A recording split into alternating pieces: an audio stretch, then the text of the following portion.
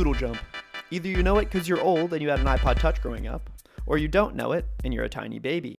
Either way, how the game works is you play as this little green guy known as the doodler, and your goal is to bounce up these platforms without falling to the bottom of the screen. And I know what you're thinking. Bewky, this game seems extremely simple to make. I bet I could make it in under an hour. Well, one, I've already done that. And two, I will be remaking this game in 3D in 1 week using Unreal Engine 5, the game engine used to make games like Fortnite, Valorant, Dead or Alive Extreme Beach Volleyball 3, Senran Kagura Peach Beach Splash, and Tetris. Anyway, let's get started. My first goal was to build a simple doodle jump character controller. The player should be able to move left, right, forward, and backward using the arrow keys, and when they land on a platform, they bounce up. But because I've never used Unreal Engine in my life before, it wasn't that simple. Okay, so we've got Unreal Engine. What the fuck is all this, dude? Anyway, thankfully, Unreal starts you off with a pretty advanced third-person character controller that already includes movement and jumping. So the first thing we need to do is, instead of making the player jump with a button press, they jump whenever they hit the ground. Now, in most other game engines like Unity or Godot, you could do this simply. All you gotta do is change a little bit of code, you run the game, now the player's jumping when they hit the ground. But in Unreal, they encourage you to use this thing called blueprints. Papa, how do I unplug the pin, Papa? Control drag out of the pin. Is it code? No. It's these stupid little nodes with these stupid little pieces of spaghetti that frickin' slide out of the nodes and go into other nodes, and then you gotta follow the line to see what you're gonna execute and also move the nodes around with your mouse. It's super frickin' slow. You know how long this would have taken me in any other game engine? Minute 54, ladies and gentlemen. We're not bouncing that high, but we are bouncing. Anyway, after literally 2 hours, I was finally able to make the character jump when they hit the ground. Can we get some Drakes in the chat, ladies and gentlemen? Jesus Christ. Okay, let me calm down. Let's take a deep breath, ladies and gentlemen. In. Out. In. Out. It crashed. Ladies and gentlemen, it's time to play How Many Times Did Unreal Crash? This week's contestant is Bewky, hailing from the Pacific Northwest. Let's see how many times Unreal crashed for Bewky. You can see in this clip, he seems to have changed nothing, but his platforms are gone. Let's see what happens when he clicks play. And it's another crash, ladies and gentlemen. That's too bad. He seems really upset.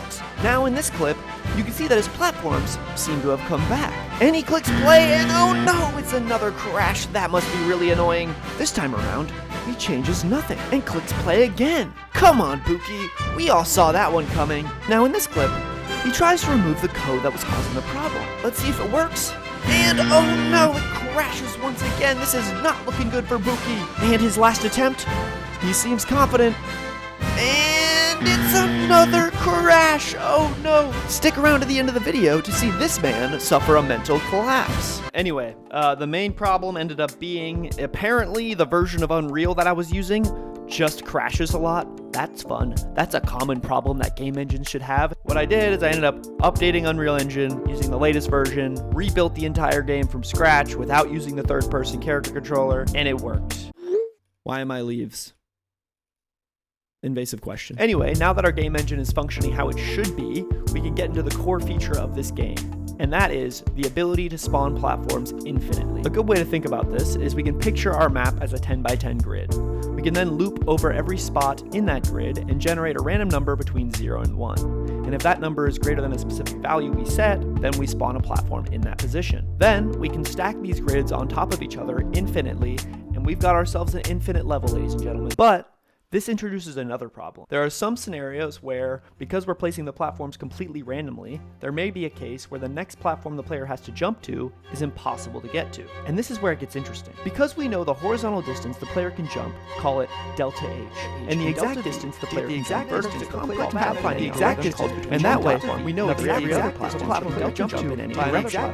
And then we can generate new platforms, or we could just ignore it You know what I'm talking about? I know what you're talking about. You know what I'm talking Shit. about, dude. We're Yeah, on the same shit, you know what I'm page, talking dude. about, Me man. and you were Let's like just this, ignore dude. that We've been like shit, this dude. lately. Also, this already took me like 3 hours to do, and Unreal crashed like a billion more times.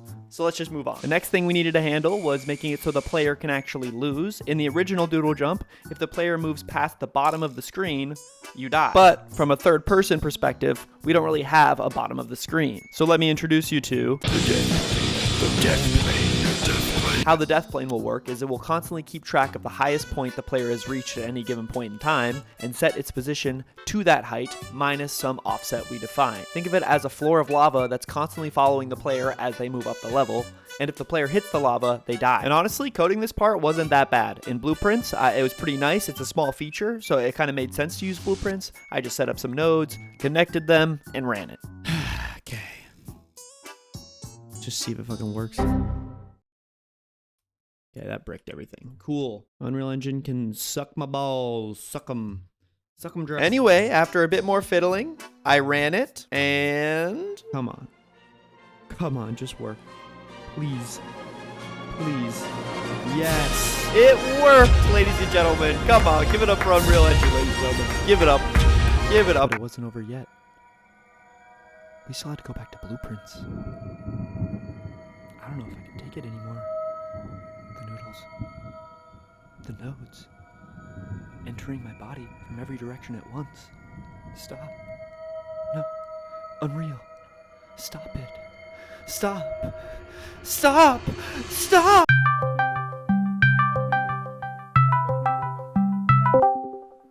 Austin? Yo, what up? I don't know, man. I just keep having these weird dreams about like the blueprint nodes and the connectors between them, like penetrating my body, and like it's really just starting to freak me out, man. Like I don't know what to do at this point. Like I don't know if I can finish this game with these blueprints. Like it's starting to take over my life, dude. Like I don't know what to do. Oh, yeah. You don't have to use blueprints at all. You can just write code in C++. What? Are you serious? Yeah. Why the fuck? I mean, Why the fuck didn't you tell me that earlier? What the fuck, dude? I've been torturing myself for 4 days straight at this point, and you're telling me this now? Now you thought would be a good time to tell me. I mean, Thanks, dude. Thanks, dude. Thank you, man. Let's get to work. Now that we don't have to use blueprints and we can just use C++, moving platforms. Whatcha? Platforms that break when you hit them. Yeah. Making it so the player restarts when they hit the death plane. Whatcha, dude? I was making progress left and right, dude. Blueprints?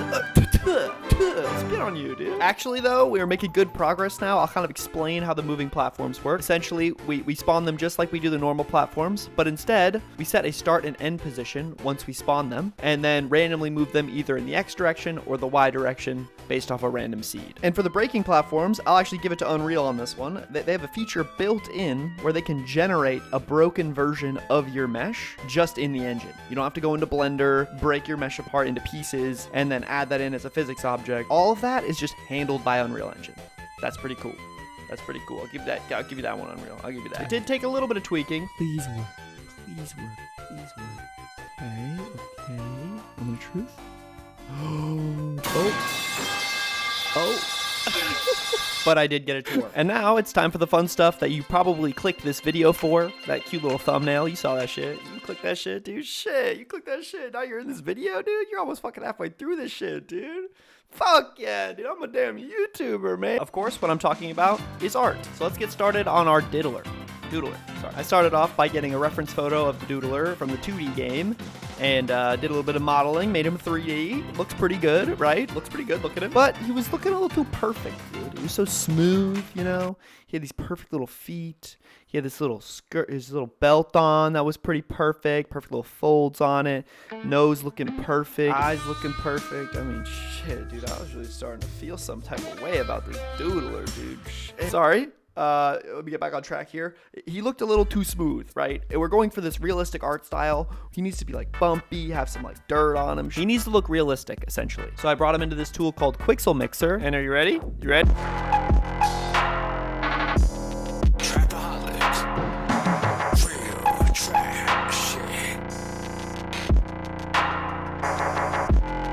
Now, we can both agree he looks good, right? He's looking drippy. He's looking swag. He's looking a little gross, too, which is great and all. But he's a little too rigid. When he jumps up, he's just stiff. He's stiff mans. He's like a rock. To fix this issue, I tried to procedurally animate his nose. No.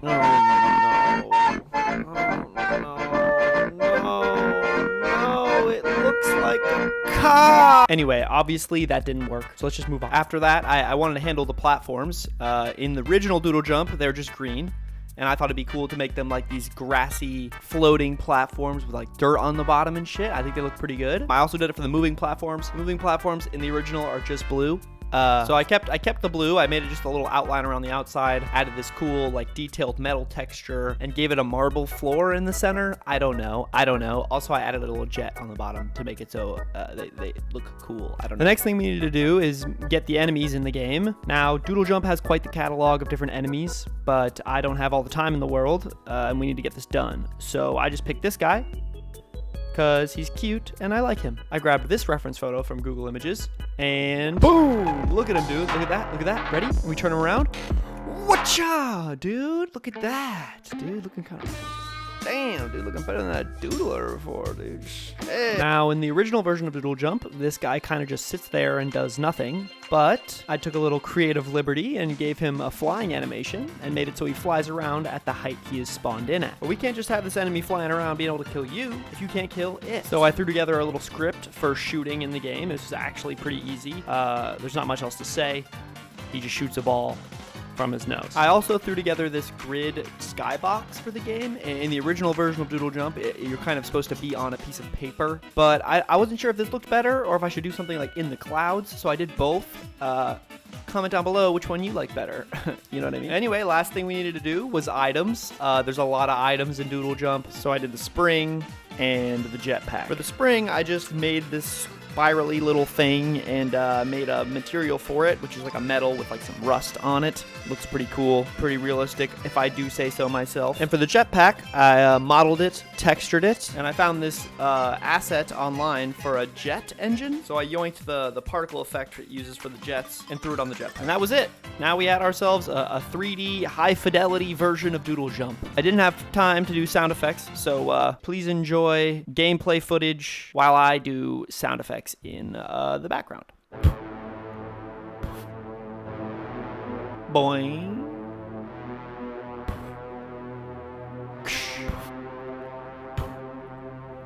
Pew, pew, pew, pew, pew.